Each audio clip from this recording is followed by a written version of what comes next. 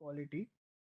Uh, there are these four aspects in general that I look at when I try to understand management quality. So one is integrity, second is competence, third is capital allocation, and fourth is skin in the game.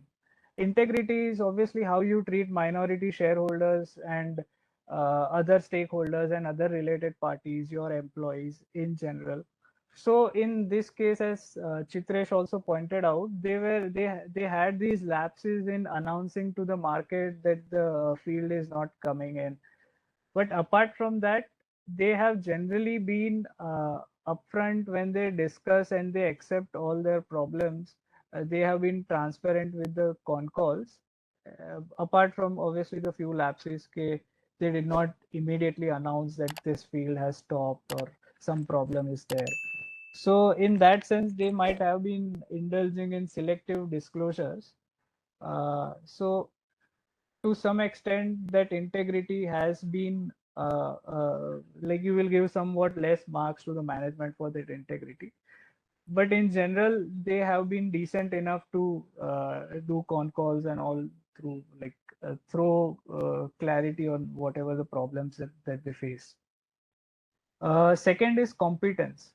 So one very significant area was like the way they brought. So when Elango joined, Elango was the guy who we have to understand that he's not from a technical background. His education was in humanities, but he started with ONGC and entered this technical field and then went to Kane. And Kane, he was the guy who he was the leader when Kane was started producing from Rajasthan.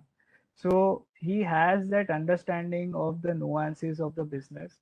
Uh, from what I understood, their ability to get $1 premium in Diroc, that was also one of it was very difficult, but they they got it done. Secondly, the cost of production in DROC itself, they designed the well and the production thing in such a manner that they brought that in fast plus at a low cost. Even if we talk about B80, uh, uh, their cost of production is around $15 per barrel of oil equivalent. So which is extremely cheap compared to even global standards. So that's the kind of competence that they bring in. Obviously, now delays have happened in B80, but from what I understand, delays are the part of this game in especially offshore fields. So with that in mind, these guys have shown very good competence throughout their tenure, even before being joining HOEC. In terms of capital allocation, they have been very good. They bought the asset themselves very cheap at like almost 30 rupees per share when they got into HOEC. And then they negotiated deal in such a way that they got almost 1500 crores of assets which were written off on the books. So their value on books is zero, but they still have those assets in place. So they can, at some point when they start producing from PY1, those assets will reap dividends. And obviously, those assets are zero on the book. So your return on investments, return on capital employed will be very high. Plus, you enjoy the tax shield which that gives. So that's also a big advantage.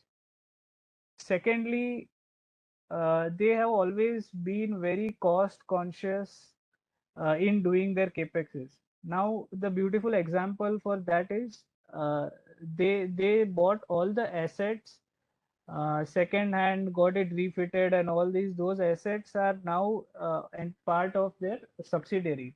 Now, when the company and that those subsidiary has contracted with BAT for giving those assets and getting rent. Now, from what I understand, total cost of BAT production is $125,000 per day, of which the subsidiary itself for renting their assets get almost $90,000 per day, and out of that, 20 to $35,000, $25 to $35,000 a day is expense. post expense, they can make almost 150 crores of PBT from that subsidiary. I think that is largely underappreciated part of the valuation at this point, because that is irrespective of the oil price fluctuation. The contract is for 7 years, and later it might get revised also. But for 7 years, there is a revenue stream or profit stream of 150 crores which can come in, and they will do accelerated depreciation, which is allowed in this case, so their taxes initially will be low. But we are talking about EBITDA of almost 200 crores and PBT of 150 crores in the first year, when the full production starts. Now the gross block itself is 400 crores. So you think about payback time is less than 3 years.